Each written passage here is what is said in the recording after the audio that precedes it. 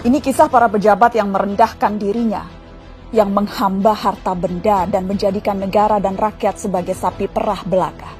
Saat kita semua menahan diri untuk melakukan ini dan itu, yalah beberapa politikus dan pejabat kita malah tetap bernafsu untuk nodong sana-sini, ngutil sana-sini.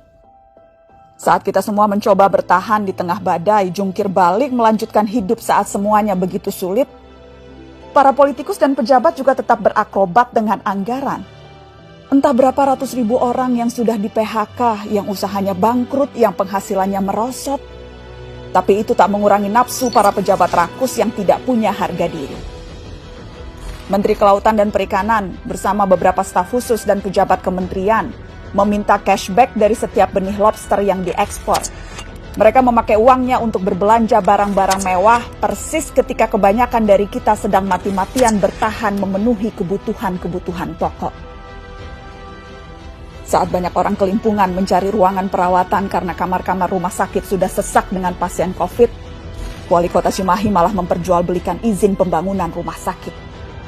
Dan yang lebih gila lagi, para pejabat Kementerian Sosial berikut dengan menterinya sekaligus malah menodong para vendor dengan uang cashback. Mereka meminta Rp10.000 dari setiap paket bantuan sosial. Paket senilai Rp300.000 untuk meringankan beban hidup rakyat. Tega-teganya dipotong untuk dinikmati sendiri. Dan itu dilakukan oleh mereka yang disumpah untuk membantu rakyat bisa bernapas lebih mudah di tengah himpitan hidup. Inilah arti kebejatan yang sesungguhnya. Ampun ya Allah. Sejak awal, dana triliunan rupiah yang digelontorkan dalam bentuk bantuan sosial memang rentan diselewengkan. Sudah banyak yang memprediksi potensi ini. Mungkin memang kita tidak kaget, tapi bukan berarti kita harus maklum, bukan berarti kita tidak boleh marah. Kasus-kasus korupsi di tengah pandemi membuktikan kompas moral para politikus dan pejabat kita memang sedang berada di titik terendah.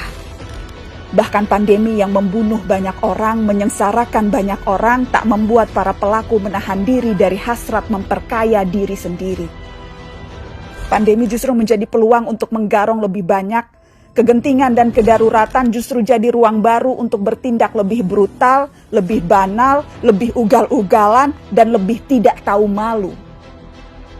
Publik, kita semua justru dibebani pekerjaan tambahan. Selain harus bertahan hidup, kita justru harus lebih teliti mengawasi kebijakan dan penggunaan anggaran. Tambah capek, tambah pegel, tambah frustasi. Tapi pilihannya tidak banyak.